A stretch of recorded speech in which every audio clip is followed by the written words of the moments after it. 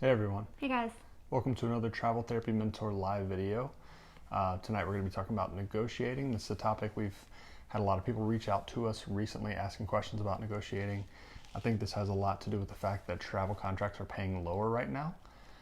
So we want to talk about some ways that we have learned over the years to negotiate for travel contracts, some of the unique things going on right now in terms of negotiating through the COVID pandemic, and hopefully give you guys some insight into our reasoning and ways that you can go about negotiating your travel contracts. So Whitney's going to introduce us. I'm going to get this video shared in a couple different groups. All right. Hello everybody. Thank y'all for joining us tonight. My name is Whitney Aiken. And I'm Jared Kazaza. And we are both traveling doctors of physical therapy. We run the website Travel Therapy Mentor. Many of you guys may have tuned in for our videos in the past, so thank you guys that are tuning in again. If you are new, welcome, and thank you for tuning in tonight. Each week we try to do a travel therapy video on a different travel therapy topic. Right now we are in the middle of a 8-week road trip. We're actually coming up at the very end of our road trip, so we haven't been quite as consistent with our normal weekly videos because of our road trip. We've been to close to 30 national parks on this trip. 27. Yeah, so it's a ton of fun. We've been having a great time, but we've been a little bit busier than usual and haven't had consistent Wi-Fi. So we're happy to be back this week to bring you guys a new topic, and I hope that you guys will get a lot of value out of this video. As you're watching, if you wouldn't mind just giving us a thumbs up on the video if you're getting any value from it. We'd love to hear from you in the comments. We'd love if you'd say hi and let us know who you are. Are you a current travel therapist? Are you someone who's thinking about getting into travel therapy? Are you a student? Are you a clinician? We'd love to hear from you, so say hi in the comments, let us know. And then along the way, if you guys have questions about what we're talking about tonight, if you have questions about negotiating for contracts or other travel therapy topics, please leave those in the comments and we will answer your questions. As Jared mentioned, he is going to share our video in a couple of other groups so that more people can join on with us live. And then, I know a lot of you guys might be watching this later on the replay, so feel free to type Team Replay in the comments. And I know some of you guys, since we started in the past couple months uploading our weekly Facebook Live videos to our podcast and our YouTube channel, I know a lot of you guys might be coming to us on those platforms, so thank you. Please feel free to subscribe on our podcast or our YouTube channel if you would prefer to hear our weekly content on those platforms. So thank you guys for joining again, and we will get started with tonight's topic about negotiating travel therapy contracts. Hey Nick, hey Justin, good to see you guys. Negotiating pay and contracts can be one of the most intimidating things when you're starting out as a new traveler, especially as a new grad. So it makes a lot of sense that we get a lot of questions about it, and our thoughts on this have kind of changed over the years. In the beginning, we really didn't know what we were doing. We kind of were just winging it, like I know a lot of new travelers do. And over time, we've learned a ton about negotiating and about like when you're in a position to effectively negotiate versus when you're in a position where you don't really have the cards on your side to be able to make a lot of demands. Yeah. And a lot of that depends on economic factors like supply and demand. It depends on you as a candidate and how good and well suited you are for jobs. So there's a lot of variables that go into it, and it's never going to be the same for two different people, which is something I really want to make sure that you guys understand, because I know a lot of people try to sell these basically empowerment type gimmicks where it's like, I can teach you exactly how to make the most money, but there's never a one size fits all for any of this stuff. It's always very individual, not only for the candidate, but also for the individual job. So things change a lot. I feel like negotiating is one of those things that's really hard for anybody in any position, but especially I feel like for therapists and healthcare, we go through school, we learn all of our clinical skills and all that, but we don't really learn so much about the business side of things. And whether you're applying for a travel therapy job or a regular therapy position as a PT, OT, SLP, it can be kind of tricky to understand all those business aspects, especially when you're a new grad and you just come fresh out and you're like, you know what, I have my degree, this is it, this is great, I want to make the most money possible and I deserve it, right? Because I have this fancy graduate degree, so you think, well, I deserve all this money, but how do I go about relaying that to the person who's interviewing me and the job that I'm applying for to be able to make the most?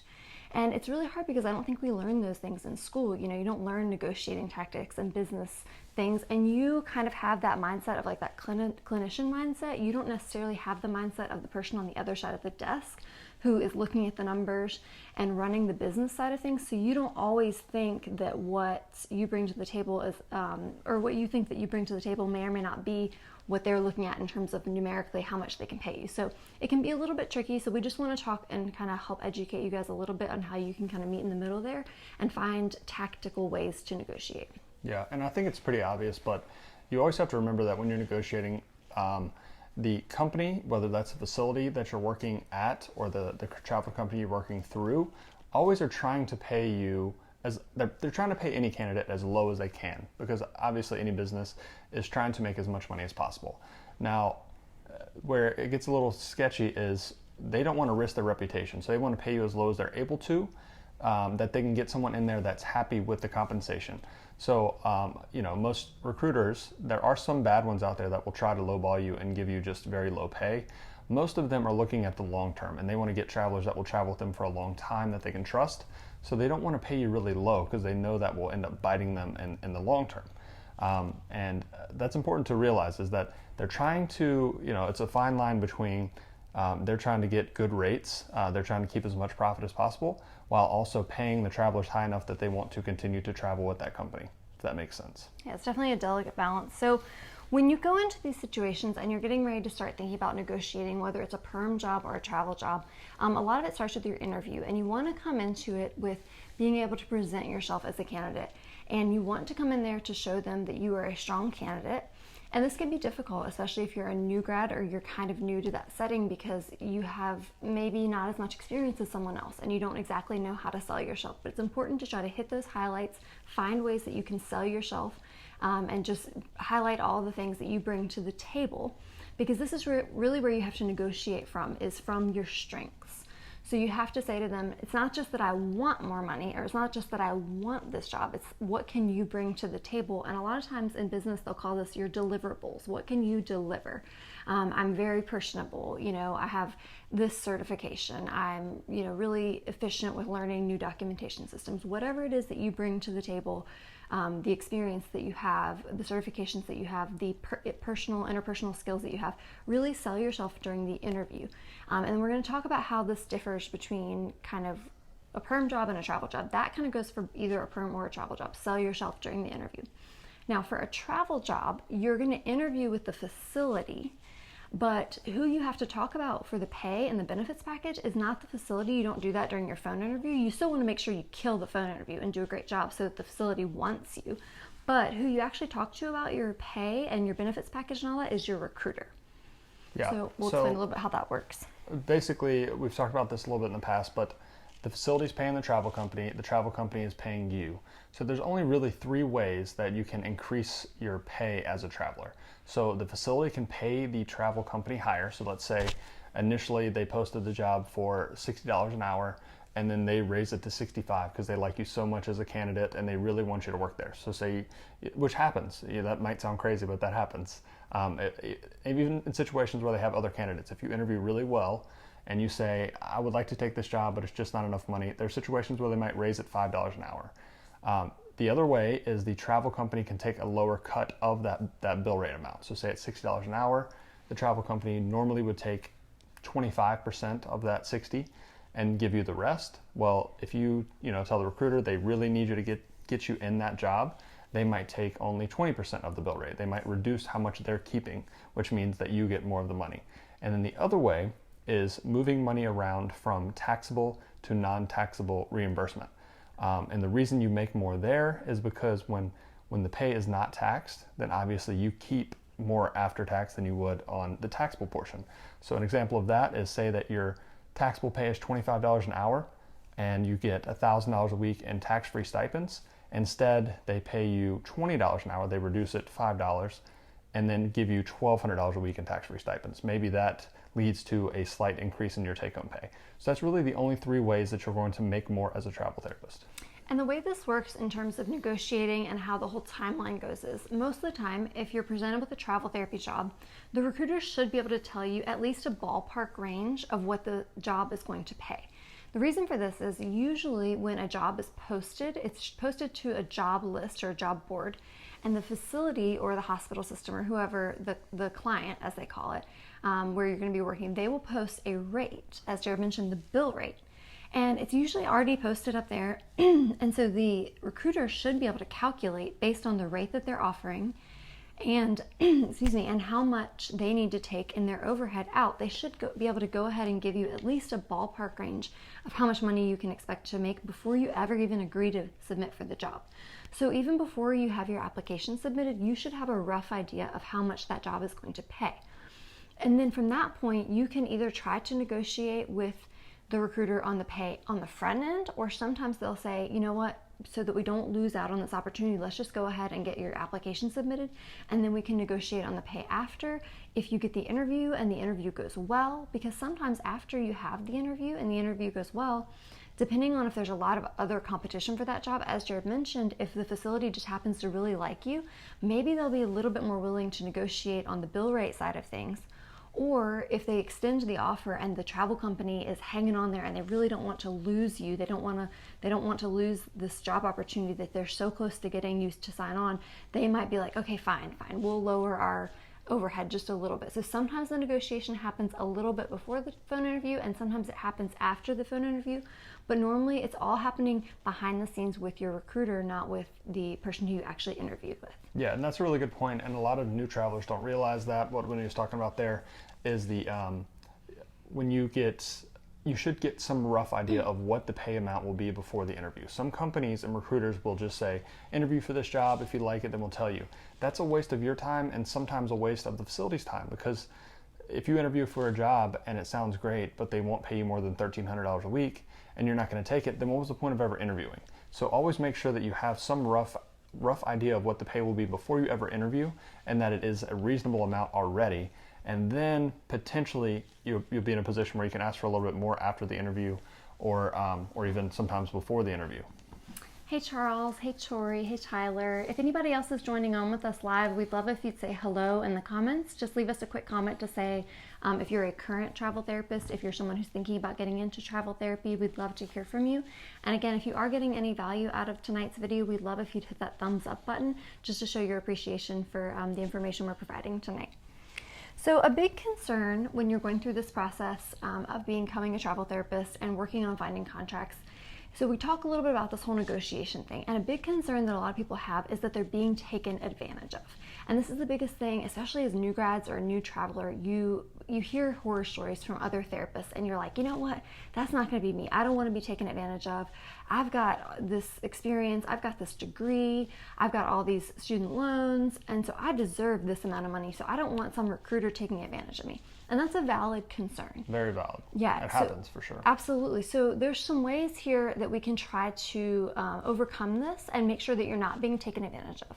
The bottom line here is sometimes it could happen and you may or may not know it's happening until you learn and get a little more experience. So we have some advice on some ways that you can try to make sure that you don't get taken advantage of. And even when you do learn and you know, like for us, 5 years in, we're pretty experienced. We know our recruiters really well. The way that travel therapy is set up, and it's not just travel therapy, it's really any job in general, the employer has more information than you do. And in our case, the recruiter has more information than you do. They know what the bill rate is coming from the facility, and they can always offer you a lower amount, knowing that you may take it or you may ask for more. But if you take it, then they can keep a higher margin. And not all recruiters do that, but obviously some do. And since they have the knowledge about the bill rate that you don't have, it's very difficult to go into it really informed about that specific job, because you might know what average is for a setting in an area, but that doesn't mean that the bill rate couldn't be $10 different between two facilities. So one facility that's a SNF in Virginia might pay $60 an hour for the bill rate to the travel company. Another one might pay $70 an hour to the travel company. The recruiter may quote you the same amount for both jobs, and they're just keeping more of that money. And there's no way you know that, which is a difficult part about traveling and about negotiating in general. You don't know what they know. You don't know what the bill rate is and how much of that they're actually keeping. Yeah, that part's really tricky. And when Jared talks about the bill rate, typically as a travel therapist, you never find out what the bill rate is. Now we have had some recruiters that we knew very well, and they were not concerned about telling us the bill rate, but I would say most recruiters don't disclose the bill rate, and some companies have a policy not to disclose the bill rate. So that's pretty standard practice. And this is where it gets tricky, because a lot of people think of this as like the recruiters are being like a nasty car salesman. They're trying to keep information from you, and they're going back and, you're negotiating, but really they're just trying to get one over on you.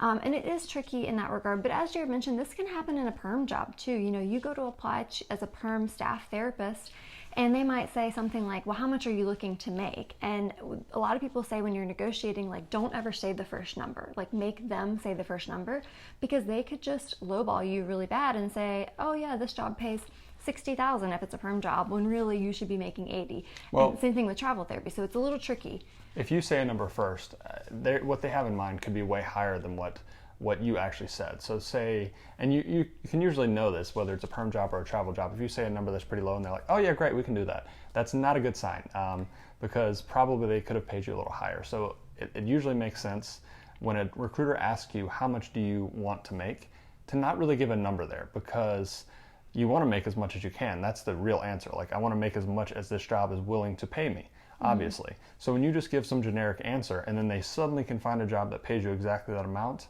chances are they're keeping more of that money for themselves and just paying you exactly that number you said, which is not a good thing. And that definitely happened to us when we first started. We kind of went into it with this ballpark figure of like $1,500 a week after tax, which is still kind of what we advocate for. Try not to take below $1,500 a week, just as a general ground rule.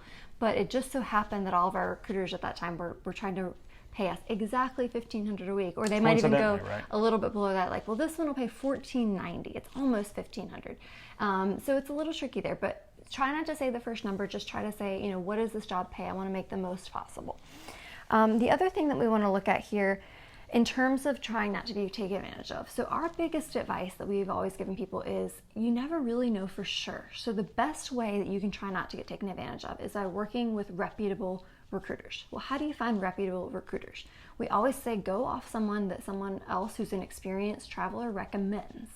You want to always go off recommendations. Don't just pick up the phone and call the 1-800 number for travel therapy staffing agency 101, because you're just going to get any other recruiter on the line, and you may not know who they are or if they're any good. But if they've been vetted by experienced travelers like ourselves, and we recommend them to you, or another travel therapist that recommends them to you, you can at least know that they're probably pretty good if other travelers have worked with them and have had a good experience. So that's kind of the first level of weeding out whether or not it's going to be a recruiter who's going to take advantage of you or one that's not.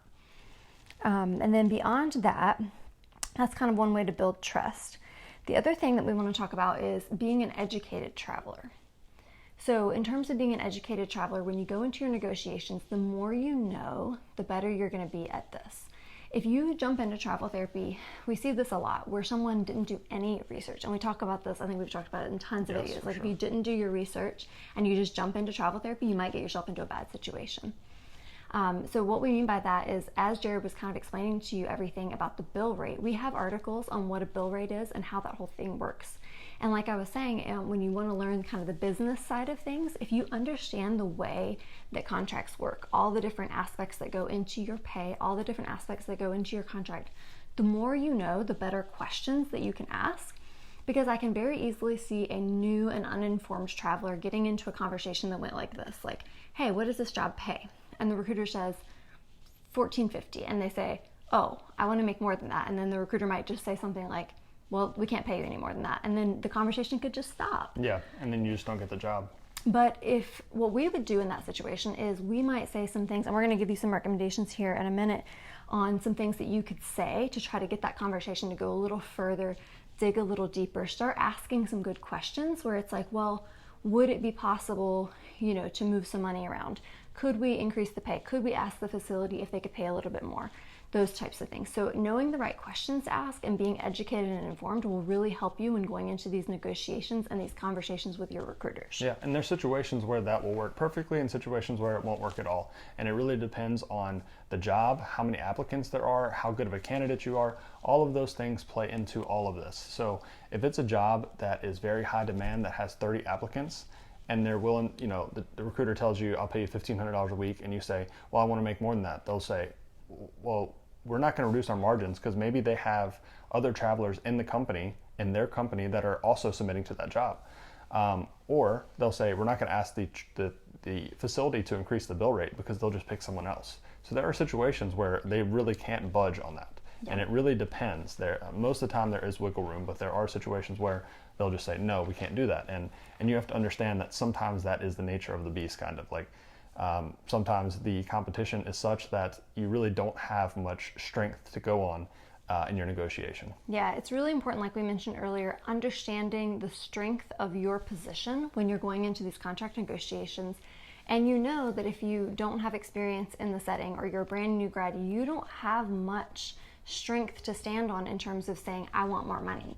It's really difficult in that regard. Now, if the interview goes really well, they really love you, you had a great clinical experience, it's not to say that no new grads can negotiate, it's just that you don't have as much of a leg to stand on as someone who has more experience and can just pull their weight more in terms of these negotiations. Yep. So the next part we want to talk about is, are you in a good position to negotiate, and how do you know if you're in a good position to negotiate? And we sort of alluded to a couple of them. The big point I would say here is each individual job, as Jared mentioned earlier, will be different. So when you look at the specifications of that job, they might list something, sometimes it's generic, but every now and then it might say you need this many years experience, or you need experience in this setting, or with this documentation system, or you must already have the license in hand, or you must be able to start on this date. Sometimes they'll have those specifications. You need to look at that job description and say, do I meet all those qualifications?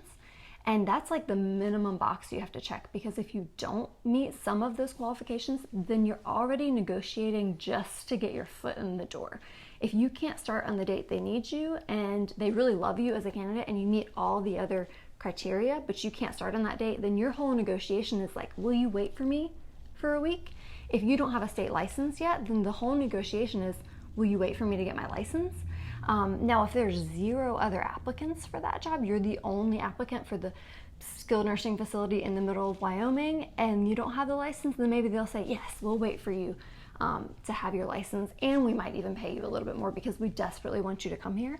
But if it's an outpatient facility in San Diego and they have 100 applicants, you realize you don't have any room to negotiate in that situation. Yeah, and if you tried to negotiate, the whole thing is, if you're negotiating and you don't have the strengths on your side, so things like, do you have other offers? Do they have a limited number of candidates for that job?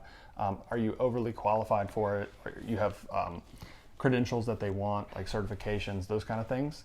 If you don't have that, then you just will lose out on the job. So say they offer you $15.50, the recruiter, and you say, well, I want to make $16.50.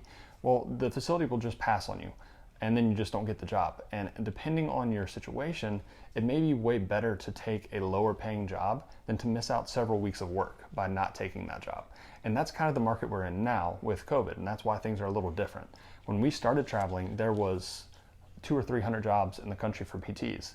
If we tried to negotiate really hard for a job and we ended up missing the job, losing out on it, we knew that there would be another job coming right after it.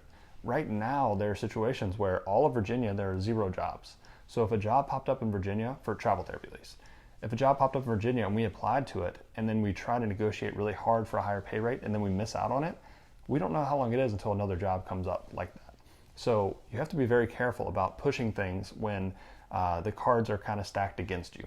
Yeah, it's really, really important to take into consideration all these factors and kind of who has the strength on their side when you're looking at a contract negotiation. Another thing we want to talk about is if you're a solo traveler versus a pair. We know a lot of solo travelers that negotiate a lot harder than we do as a pair, because for us, it can sometimes be more challenging to find 2 jobs together. And it's always more challenging to find 2 jobs together. And so if you find 2 jobs together that like mostly fit your criteria, it's in the state you want to be in, it's in the setting you want to be in, we're not going to push to get that extra $50 to $100 a week too hard, because if we lose out on those 2 jobs, it could be a while before we could find 2 more that fit our criteria pretty well. Whereas if you're a solo traveler, you might have a lot more job options lined up. So you might be able to, play hardball a little bit, push harder and say, no, I'm not going to take this job unless it pays this, or I want this much. But we're not usually as willing to walk away from contracts when we find 2 together. So if you're a solo versus a pair, you need to take that into consideration with your contract negotiation. Yeah, and that's especially the case for a single traveler that has experience at a bunch of different settings and has a bunch of state licenses.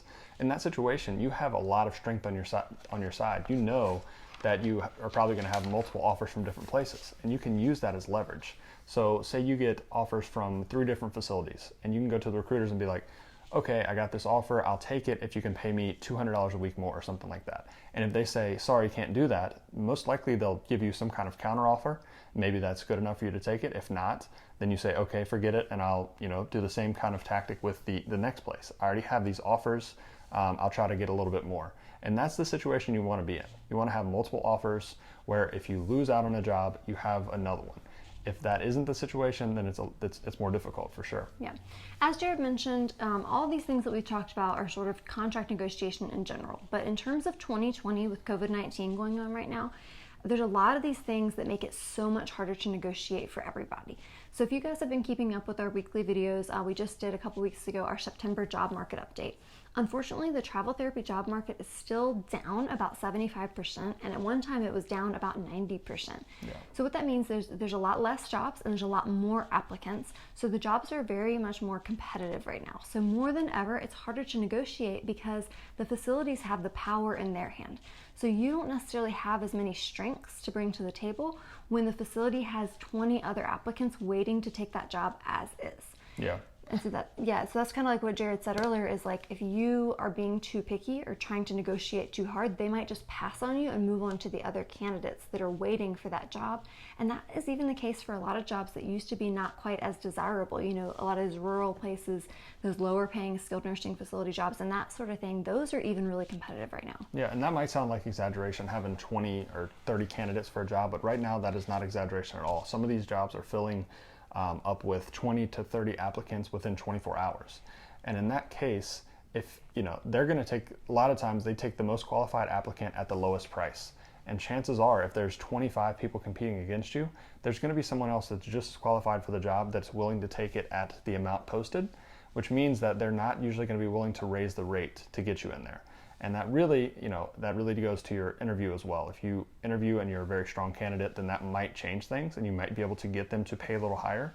But if, everything being equal, they're going to take someone for less money than take you at a higher rate when you're trying to negotiate for more money. And that's a hard thing because there's a lot of therapists out there trying to empower our community, and they're saying, hey, don't take these low rates, because what it's doing is it's driving our pay down and it's devaluing our services as therapists. And we totally get that, but this is an unprecedented time with this pandemic going on, and it's just a supply and demand factor that the facilities will pay lower if they can. And there are lots of people that went for months and months or still are going months and months without work.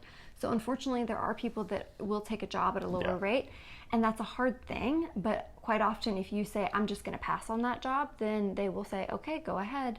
And then it depends on whether or not you have any other good opportunities lined up, whether that was a good move or not for you to pass on it because it was so low, because there will be someone else right now who's been unemployed for a while that will take it at a lower rate, unfortunately. Yeah, especially new grads. They'll take, not all new grads obviously, but there are some that are desperate to get a travel job, get into the working world at all. They've been waiting, and they'll take a job if it's offered to them, even at a very, very low rate. So now is not really the time to try to empower and push rates up when the supply and demand is in favor of clinics by far. And that just depends on you as an individual. That's for sure the case, and that's our recommendation right now for those that maybe if you're not in as good a position to negotiate, like if it's a setting that you don't have as much experience in, if you're a new grad and those sort of things, and if you don't have a lot of other options, or if you're a pair, it's probably a better time just to kind of take the job as is. Whereas there are a lot of experienced travelers out there that we've heard that still held out a little longer and pushed a little harder in their negotiations and were able to get in the position they wanted to be in. For the most part right now during COVID, that has been our really experienced therapists who have experience in either home health or SNF. Yeah. Because those jobs have been really prevalent, especially home health. So we still know a lot of therapists that kind of held out, pushed hard on their negotiations, and were still able to get into those really high-paying SNF jobs. Home health jobs, because they had home health experience. But that wasn't the case for probably 75% or more of therapists. For sure. Unfortunately. So let's pivot. We kind of talked about some times when it wouldn't be good to negotiate. So let's say, when is it a good time to negotiate, and how do you go about doing that actually in practice? So as we kind of alluded to, when is a good time to negotiate? When do you have a leg to stand on? If you're highly competitive for that position, if you have a lot of experience If you have a lot to bring to the table and you know you have a lot to bring to the table, you've already got the state license ready to go, you've worked in that area before, you've got the experience in that setting, you've got many years of experience under your belt, you've got certifications, you've got it all, and you know that you're the top candidate for this job, okay, go ahead and negotiate pretty hard. And hopefully you have a really honest recruiter that works well with you, that can tell you, like, we don't have a lot of other applicants for this job and you're a really strong candidate for this job. Then hopefully that's a good instance in which you can negotiate a lot harder. Yeah, and that's a situation where the facility might be willing to pay you more, especially if they don't have a lot of other applicants. They might pay you another $5 an hour, or pay to the facility to the travel company another $5 an hour, which will raise your pay maybe $100 or $150 a week, something like that. Yep. When else is another good time to negotiate hard? As we mentioned, if you have a lot of offers on the table. So we always recommend that you work with more than one recruiter. So if you've got all your recruiters lined up and they're bringing you jobs left and right, for example, right now, that might be someone who has home health experience, several years of experience, and if you have like a California license, you have 3 recruiters, you might have a lot of jobs at your fingertips. And back before COVID, it would be normal for you to have anyone to have lots of jobs at their fingertips. We would usually have several offers that we were kind of juggling. So if you're somebody who you know you're a good applicant and you have a lot of offers that you're juggling, then that's when you can be more pushy on negotiating, because you're truly not that concerned if you lose that contract.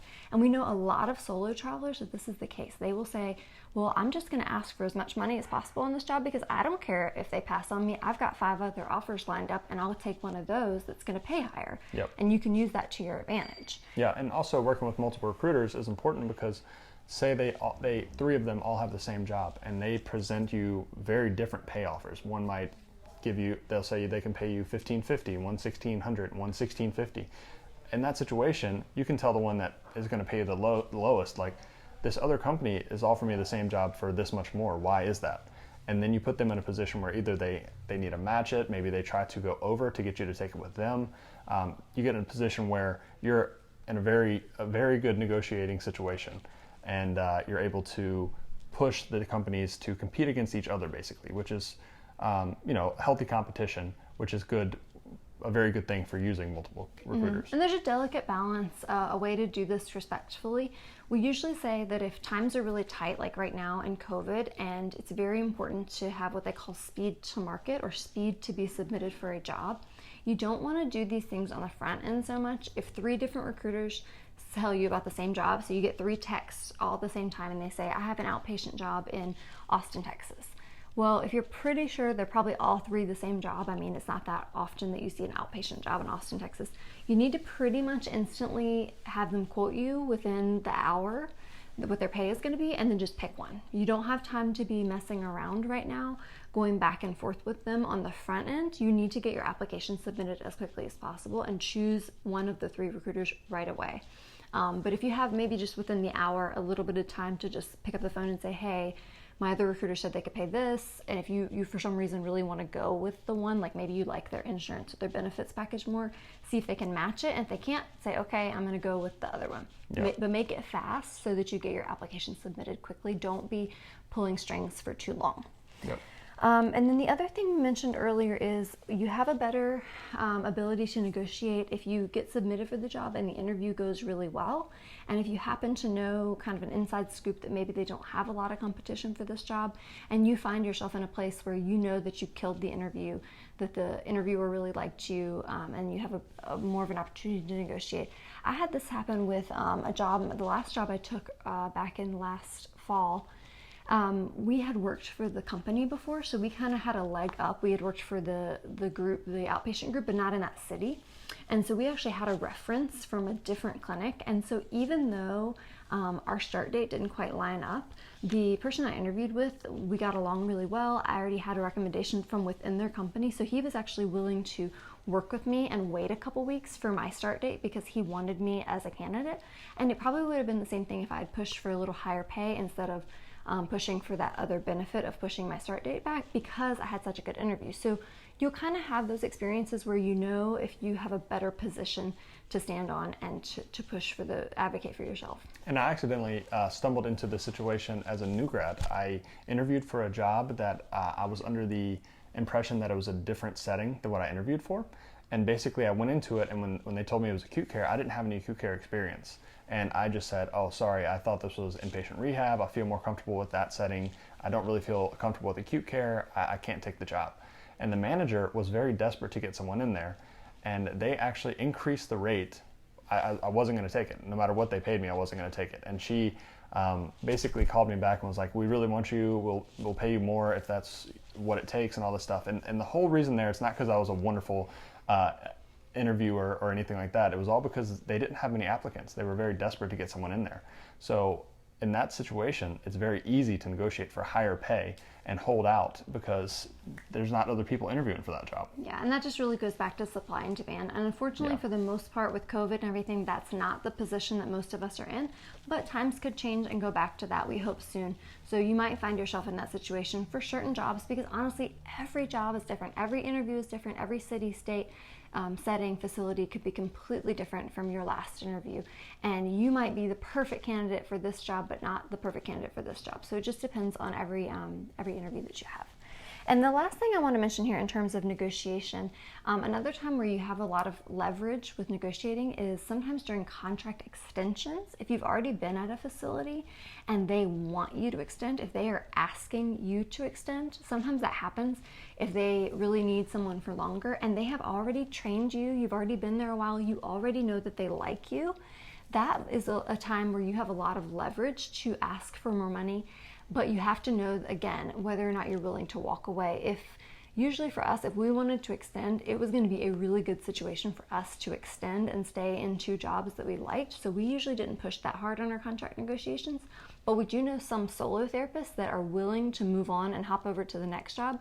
So in order to persuade them to stay longer, if the facility really wants them to stay longer, they're already trained. You have to look at it from a cost-benefit analysis. They don't have to train a new employee if they just keep you on. So in that case, you might have a lot of leverage to negotiate during that contract extension, depending on the situation. Yeah, and on extension, you should always get an increase in pay or a bonus anyway from the travel company themselves. So even if the facility doesn't pay anymore, you should be able to get a little bit more from the travel company because they don't have so many upfront costs and risks for you as a traveler on an extension as they do on a new contract. But what Whitney's talking about there is the facility is incentivized to keep you longer if they need you. Because they don't have to train someone. So they might pay you another $5 an hour, and you can actually get an increase in pay from the facility and the travel company and really significantly increase your pay in that situation. Yeah. So how do we go about this? Let's talk a little bit about some ways that you can be tactical and be professional and going about negotiating. So as I mentioned earlier, you don't actually negotiate typically with the person that you interview with the facility. You wrap up your phone call and you go back and touch base with your recruiter and you say, okay, what happened? Did they make an offer? And if they made an offer, then you say, okay, what does the pay package look like? Is there any room to negotiate? So here's some techniques that you guys could use in order to negotiate. And real quick, I saw that there's some questions. We're going to go through those once we get to the end here. We're wrapping up. If you guys have any other questions, feel free to ask them, and we'll go over those at the end. Absolutely, and thank you guys so much that are tuning in live. We really appreciate it. Again, if you are tuning in live, we'd love if you'd give the video a thumbs up or leave us a comment, ask a question, say hi, that sort of thing. So what are some ways that we can go about asking for more money or negotiating other terms of the contract? So one thing that kind of a vague statement that we like to use sometimes in our contract negotiations, especially when we're not trying to be too pushy, but we're just trying to subtly see if there's a way that we can make more money. We'll say this: is there any more room in the pay package to increase my weekly pay? Now, sometimes they might push back and they might just say no. Yeah. And then, like we mentioned earlier, you could say, well, is there any way to move any of the money around in the taxable or the non-taxable to make my weekly take home higher? Or is there some other way to add in any sort of bonus in there to make my pay higher? For example, some facilities will do a relocation bonus, a licensure reimbursement. Some facilities will give you a CEU reimbursement. We've even had some travel companies where they would say, we're going to reimburse you for your scrubs or your uniform. We had a car reimbursement one time, which was basically just like a $500 bonus that was supposed to be for car maintenance and car repairs. Maintenance or something. So there are different ways that they can move money around, and some companies view the additional reimbursements as completely separate than the actual weekly pay itself.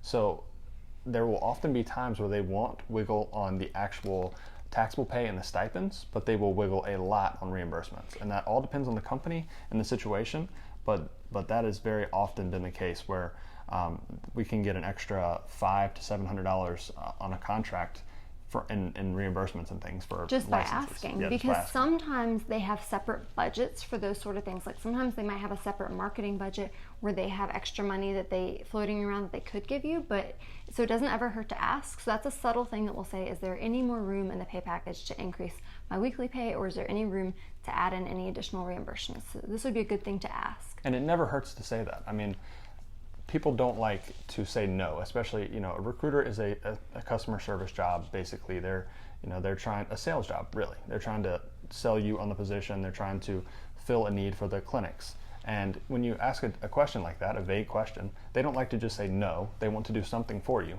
so that you feel like you got basically your money's worth, that you got some kind of increase. And so there are very rare situations where they can't do anything at all, including reimbursements or moving money around or something like that. Okay.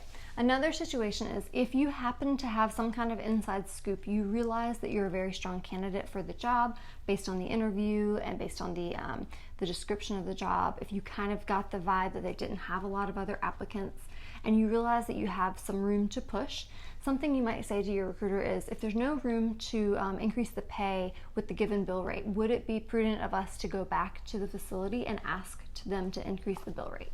So sometimes this is kind of when you get a little more advanced in there with talking to your recruiter about your pay and how you're being paid. We definitely have known that some recruiters who knew their travelers very well, knew the facility very well, said, you know what, we could probably push a little higher and get the facility to pay us a little bit more because we know you're a strong candidate for this job, and we know they don't have a lot of other applicants. So that would be the instance where you're going and asking them to go back to the facility and ask the facility to pay a higher rate for that job. But you want to be really careful about that one, because sometimes that backfires, and sometimes if you're not a really strong candidate and they did have a lot of other candidates waiting, they might just say, no, we're not going to do that. We'll take the candidate who's willing to take it at the posted rate. Yes. So that would be a tricky one to make sure that you're the right person to ask that question. Yeah. And it never hurts to ask your recruiter, but your recruiter might just say, no, that's not a good idea. Yeah. Usually they know. Okay. Another way that you can kind of play hardball, again, if you find yourself in a very strong position where you're willing to walk away, you can especially where you have multiple offers. Yes. And you're a strong candidate for the position, and you know that if you don't get this job, that you can go to another position. Yeah. That's the position you want to be in. You want to be able to choose between your offers. And so in that case, if you are really willing to just go to bat and play hardball, you could just flat out say, I will not take this job unless it pays me X. Whatever that might be. Usually, hopefully, you've already gotten kind of a quote from them. So maybe they said it was paying $1,600 a week and you really want to be making $1,900 a week. Then you could just flat out Chances are you don't want to go for that big of an increase. But maybe it's 17 and you want to be making 1850. You could just flat out say, I will not take this job unless I make $1,850 a week, period. And you could hold your ground and then just see what happens. So again, that's a tactic to use only if you feel very confident that if you literally walk away from it, you have some other offers lined up. Yeah. Let's see if I had any other. Okay, so those are my main ones for leveraging and kind of negotiating on pay. Now, there are certain instances, like I mentioned earlier, where maybe you're not trying to negotiate so much on pay, but you have some other factors in the contract that you need to negotiate on.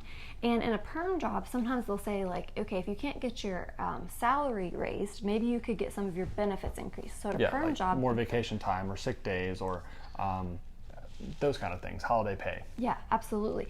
But for a travel therapist, some of the things that you might want to negotiate on are, like I mentioned earlier with my last job, I couldn't start on the date they wanted, so I was trying to negotiate to get them to wait for me on the day I needed to start, because that might mean that they were 2 weeks without a therapist.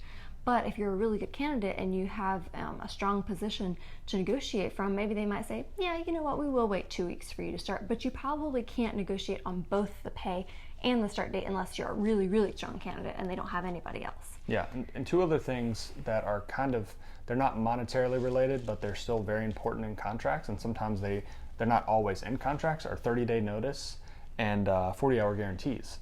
So if they can't budge on the pay at all, then you could be like, okay, well, I see this job only has a 14-day cancellation notice. Could we increase that to 30? Or they have a 36-hour guarantee. Could we increase that to 40 or something like that? So there's other ways that you can really improve your situation on a contract that is not directly tied to money. Absolutely. And another one would be a time off request. So say that it's around the holidays and you really want to have a week off at Christmas or Thanksgiving, or you have a wedding to go to or that sort of thing.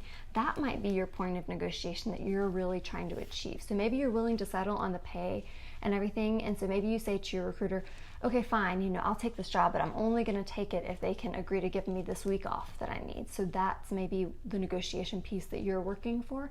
So again, you kind of have to pick your battles sometimes. In an ideal world, you would get all of those things. You would be able to get the highest pay, get the time off you need, get the start and end date you need, get the 30-day notice, get the 40-hour guarantee, but it doesn't always work out that way. So you sometimes have to pick your battles and see what is the most important to you. And then the last piece that we just want to say in terms of how to negotiate, as Jared mentioned earlier, sometimes you can just leverage other offers. So you might look at your recruiter and say, you know what, I have this other offer already for this other job and it's paying a lot higher. And you might even say something like, I don't even really like that job quite as much. I'd probably rather take this job, but that one's going to pay me $200 a week more. So I'm going to just take that one if you can't raise the pay on this one. And that's the perfect situation to be in. I mean, it really is. If you can say, I actually like this job more, if you can match the offer that I already have, I'll take it. That is perfect. That is exactly where you need to be, and that's the ultimate position of strength as a travel therapist and a place to negotiate from. And sometimes that will reveal a little bit of whether the recruiter was holding back, or if they actually had a little bit of room to budge. Don't lynch your recruiter because they suddenly came up with more money, but it would tell you just a little bit more about whether they're holding back or whatever. But every now and then it'll backfire and they'll say, I'm sorry, we just can't. They're going to pass and take another candidate. So you have to be willing, if you're going to go into this pushing really hard in your negotiations, sometimes you have to be willing to know that you could get passed over on that job, and that's when it really helps to have other offers. If you're left out to dry with only one offer on the table, sometimes you're just stuck and you don't have a really strong place to negotiate from. Which is where you would just go with that, is there any more room in the pay package where you could just increase a little bit? That subtle approach. Try to get a little bit more, but you know that you're kind of at the mercy. If they won't raise it, you're probably still going to take the job. You can try to get a little bit more, but chances are you're still going to accept it. Yeah. And just the last little point here that we want to make, I think actually we'll save that for the end. So I have some kind of words of wisdom I want to say for the end, but let's answer a few questions and then we'll kind of wrap up and give you some words of wisdom about negotiating and kind of as you learn and grow as a travel therapist. So, Trisha says, what is the best way? Oh, by the way, if anyone else has questions, go ahead now and put them in the comments. We're going to go read through the ones that we have right now live. And if you have a question later, we'll go back and answer it later. Okay, Trisha says, what is the best way to know the pay is taxable versus non-taxable, like with the bonuses? So the only time pay is going to be taxable is if it's the taxed portion of the hourly pay, and that will be laid out in the contract. So usually that's somewhere between, we've seen it as low as $15, as high as $30 an hour. It's usually going to be in that range. The stipends are going to be the non-tax portion that is listed separately. And then besides that hourly portion, the only other time it's going to be taxed if it's an actual like completion bonus or some sort of, if it's listed as a bonus, then it's almost always going to be taxed. If it's listed as a reimbursement or a stipend, then it's untaxed essentially. Mm-hmm. And you can always ask the recruiter, but that's usually the two situations. If it's hourly pay or if it's a bonus, those are going to be taxed. And like Jared said, usually they'll lay that out in the contract, the written contract, the taxable versus the non-taxable. But if you have questions about a bonus or a reimbursement, definitely ask the recruiter to clarify. Trisha also said, what does the application process look like for multiple facilities? So when you're applying, we're talking about being in contact with multiple different travel companies. So recruiters through different travel companies. The facilities themselves, you wouldn't have an application through them. You would have your profile set up with the travel company. They submit you to a job. You interview for that job, and if they like you and you like the position and you agree on the pay and all that, the contract will be with the travel company itself, and the travel company will have a contract separate from your contract with the facility. So you never have an actual application or any kind of contract with the facility directly. It's always going through your travel company. if that makes sense. And for the most part, you just have your one profile, is what they call it, filled out with your travel company, and you just update that every year or so with your references and your past work history and your credentials and all that stuff on there. And they just keep that internally, and then any and every job that travel therapy company submits you to, they just submit that same profile or application to all the jobs. And you might, if you work with a different recruiter at a different company, you might have a separate profile filled out with them, but it's usually just your resume, your references, that sort of thing. Yep. Okay, Cheryl says, I'm not hired on with any companies yet. How long does it take to sign on? I saw that a job that I was interested in, but I wasn't sure if it would be available by the time I was hired on. Yeah, so it depends on the company. This kind of goes back to Trisha's question as well. When you fill out a profile, it's basically an application. They want to check your references usually. Sometimes there'll be a skills checklist that you fill out that I guess they send over to the facility to show them what you're, the type of candidate you are, what you feel confident in, those kind of things. It can be as short as a day or it can take a week. So it depends on the company. It depends on how busy the recruiter is, getting all your paperwork in, and how well that you have all of your documents ready to send over to the recruiter. Yeah, sometimes it can be really quick. So like in Cheryl's situation, when you saw a job posted and you're like, gosh, I don't even know if I have time to apply to this, it could be gone. It's very likely it could be gone by the time you have an opportunity to get signed on with that company, which is why we always recommend you go ahead when you're thinking about getting started with travel therapy, get your profile set up a couple months in advance with your recruiters. Have a team of about 3 recruiters lined up already and ready to go. So that way, when the job pops up that you're interested in, they can just click submit right away. And what we were talking about earlier is called speed to market. Sometimes they cap off how many applicants they take for a job. So if you're not one of the first few that gets your application submitted that day, right away, sometimes within the hour, then you might not get an opportunity at that job. However, there are certain circumstances, Cheryl, where you might find that the recruiter says, you know what, I could go ahead and get you submitted to this job just with your resume today because I know this facility and they're maybe a direct client of theirs where they don't require the full application. We could just do it with the resume. We do find that occasionally, but it is best to get your application filled out in advance with some recruiters. And as we always mention, if you guys that are watching are interested in getting in touch with some recruiters that we think are reputable, that we have worked with in the past and we recommend to others, you can just comment recruiters on this video, or if you'd like to go to our website at traveltherapymentor.com, you can click at the top, it says recruiter recommendations. You can fill out that form and we'll get you in contact with some of our recruiters so you can go ahead and get the ball rolling, get that process started, get your application set up with a couple of reputable recruiters and be ready to go when those jobs start coming through for your anticipated start date. But you're right about that, saying that the job might be gone by the time that you fill out all the paperwork. That is probably true right now. Since there's so much competition for each job, the chances of finding a job and then filling out all the paperwork with the recruiter and then having them submit you, chances are the job's already gone. So that's why it is important right now to already be, have that application or the profile filled out so that it's a quick submit to a new job. Absolutely.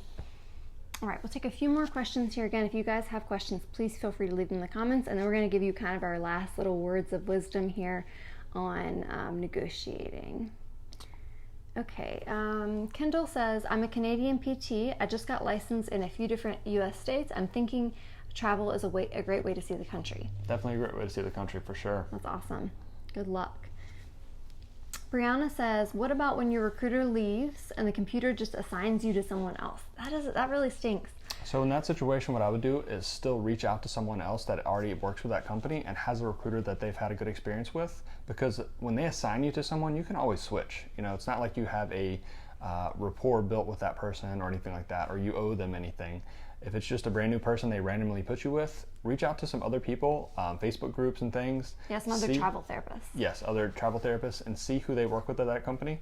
And then at least you know that you can switch to someone at that company that, maybe is a little bit better regarded, or they have some reviews, that kind of thing. Mm-hmm. So I would always reach out to a current traveler that's working with that company and try to switch to someone that you can kind of vet. Yeah, because unfortunately that does happen sometimes. Yeah, we've had that situation. Yeah. Okay, Cheryl says, hello, I did travel for 11 years in the past. I'm looking to get back into it. Great. Okay, Trisha says, hi, I'm in school still. I'm starting to dig into wanting to do travel. I appreciate the great resources you guys provide. Thanks, Trisha. Thank you. Happy to be here. Okay. Katie says, any recommendations on travelers who are under fire evacuation orders? What rights and aid do we have as temporary workers? Good question. We've never been in that situation. I'm not really sure. I'm not really sure, Katie. Unfortunately, we haven't really been in that situation. I would talk to your recruiter and your manager to see if there's any compensation there, if there's anything written in the contract that you can try to find out. I would definitely reach out to some travelers in some of the Facebook groups to see if they've had that experience, but we're not really sure. Depending on the company, though, I have had a situation where a facility had to be closed due to either snow or hurricanes before, and depending on my contract, there are some facilities or some companies that will pay you even for missed days if you have a 40-hour guarantee. So there have been situations in the past where I got paid for days where the facility was closed. So, but sometimes they have what's called an act of God order, where they won't pay you if it was an act of God or something out of their control. So unfortunately, sometimes you get stuck in a sticky situation with that. So good luck to you, and I'm sorry that you were affected. Yeah, let us know. Molly says, hi, I'm a new grad. I'm working perm and outpatient. I want to travel once COVID slows down. That's great, Molly. Hey, Jeff. Hey, Jeff. Okay. So I think, hey, Naya. Hey, Naya. I think that's most. Let's see. Ashley's a new grad. Hi. Hi, Diana. Hi, Nick. So I think that's most of the questions. So we'll double check, see if there's any more new questions here at the bottom. And if not, we will go through our last little tidbits here. Okay. Let's see. I think Kendall had one more question there at the bottom. Okay, Kendall says, what would be the best way to know what the market is like in each state? For example, I think you mentioned Virginia has no jobs right now. So the reason why we said Virginia has no jobs right now, that's not 100% true. We use one of the companies that we work with, keeps their job list pretty up to date on their website, and I just happened to look earlier because we're from Virginia, and sometimes I just like to know what's going on, and they had 0 jobs listed on their website, whereas in the past they would usually have like 30 in that state. And so that's why we were thinking, oh my gosh, if that really big company doesn't have any jobs and they usually have 30, then there probably are very few to no jobs in Virginia. So the best way is to keep in touch with a few different recruiters at a few different companies, and that way you can get a good feel for the market, because company A, B, and C might all have different jobs.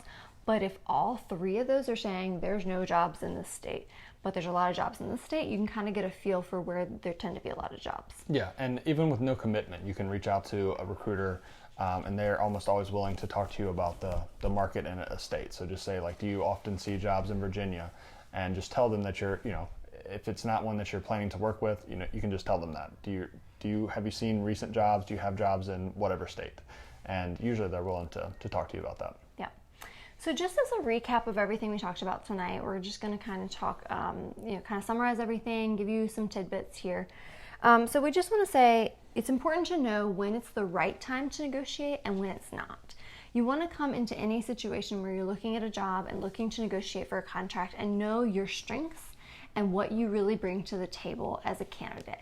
And if you know that you're a very strong candidate for that job, if you know that you have a lot of leverage, you have a lot of other offers, you can be more willing to push hard on your negotiations. Whereas if you know that you're a new graduate, or you're new to travel therapy, or you're new to that setting and you don't necessarily meet all the qualifications they're looking for in that job, or it's very competitive, those are the cases in which you might have to settle a little bit more and not push so hard, or else you probably will lose out on that job. Yeah, that's very important. So just the most important takeaway here is that you're always trying to negotiate from a position of strength. And that, like I said, that applies in all different situations, and it's going to be very different depending on the situation. Even for, say, for example, for me, if I was trying to choose an outpatient job, I know that I have a lot of outpatient experience. I can bring a lot to the table. So I would be more pushy on negotiating for an outpatient contract versus, say, I want to apply to a home health contract where I have no experience. I'm not going to try to really push and get paid more for a home health job where I know I'm not bringing a lot to the table versus an outpatient job where I know that I'm going to be a good candidate. I'm going to get in there quickly, and I won't need a lot of orientation, those kind of things. Absolutely. And the other tidbit I want to mention to you guys is, don't worry if you don't get it right the first time or the first couple times. I think there's a lot of new graduates out there and new travelers out there who have heard so many horror stories and they just don't want to be the one that gets taken advantage of. And they worry so much that they're like, you know what, I have this degree and I have all this to bring to the table, and so I'm not going to get taken advantage of, and I'm going to pass up all these lowball offers. And they just come out of the gate thinking, I have to get this perfect. I have to get everything I want on the first contract. I'm going to turn down all these stupid lowball offers. But we want you to know that you don't have to be that way in the beginning. Sometimes it's okay to settle a little bit if it's something else about the job really works for you. For example, it's where you want to be setting-wise. It's where you want to be location-wise. If you have been unemployed for several months and you're having a difficult time finding a job and you just need work, it's okay to just take a job and not worry so much about if it's the highest paying. It's really important to get your foot in the door and get that experience, and then you'll learn as you go. You know, we're still learning 5 years in. We know a lot more than we did 5 years ago. We didn't always get it right in the beginning, and you may not either, but it's okay. It's an experience. And there's a lot of ways that you're going to gain experience as you go along. In one way, whether or not you're doing travel or you're doing perm, you're going to improve on your interview skills, and you're going to improve on your negotiating tactics. And you'll know better questions to ask. You'll know better questions to ask during your phone interview. You'll know better questions to ask of your recruiters. It's really important once you start to work with multiple recruiters and multiple companies, you'll learn more as you go, and you'll be able to compare these offers a lot better, and you'll learn from last time, and you'll learn from talking to other travelers, you'll learn from reading our articles and watching our videos, and just hearing other people's stories, and you'll get it right the next time. You'll get better and better as you go. Yeah, your confidence grows with the experience, and then it's always easier when you're confident in a situation. You're not going in there unsure of how to approach it. Yeah, and then not only that, but as you gain more experience, you gain more leverage. If you have more years of experience under your belt, more experience in different settings, so say you have a job in skilled nursing and your next job's in home health and your next job is in outpatient, your first 3 contracts, you're basically a newbie in all of those settings. But once you have those 3 contracts under your belt, you're like, wow, I have experience in all these settings, and I have a whole year of experience under my belt now. So you have a lot more leverage to bring to the table. Maybe you've had more time to get more certifications and just have more life experience. So with time, you get more wisdom, more experience, more knowledge, and more leverage in your negotiations. I guess I should also mention real quick, some recruiters are willing to take a lower margin on someone that they have built trust and rapport with as well. We definitely know this to be the case. We have some recruiters that will maybe pay us more for jobs than they would pay other travelers because they know that we're experienced and we're not going to just leave the contract.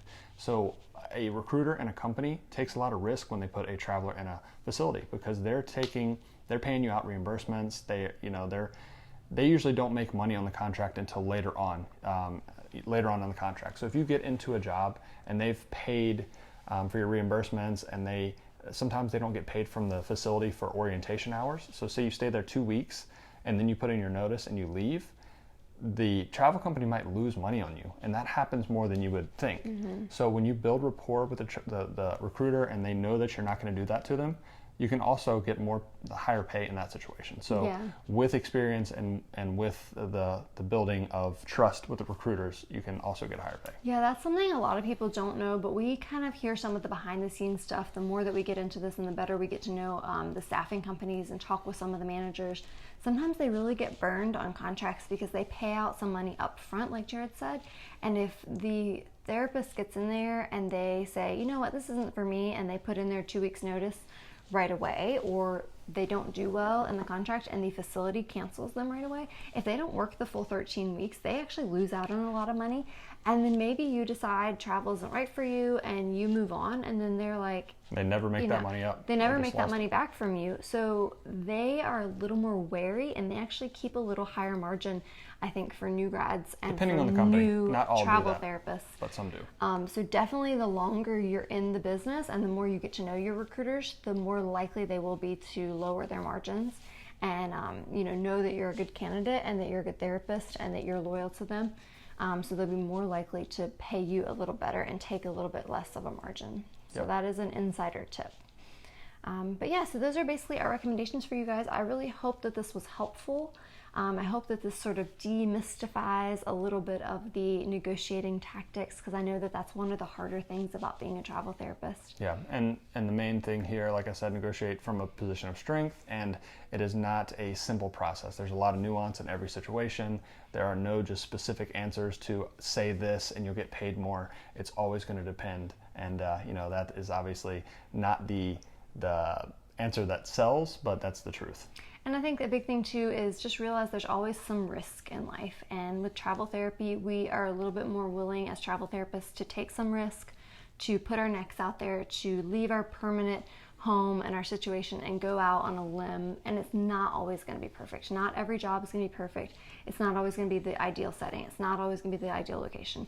The staff isn't always going to be great. The caseload's not always going to be great. You're not going to make the most money every contract, but it will get better as you go along. You'll learn. It's a growing experience. Hopefully you'll find something good from it. So don't beat yourself up too much if you're new to this.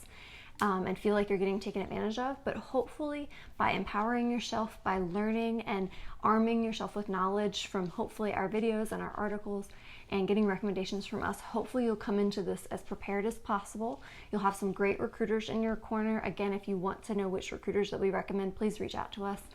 Fill out the form on our site, and then hopefully with all those things in line, you will be successful in your career as a travel therapist, and you'll go into this with confidence and have a good experience. Yep. I thought this video was going to be short. Our videos are never short. I saw Whitney wrote 2 pages of notes. I knew that was a bad sign.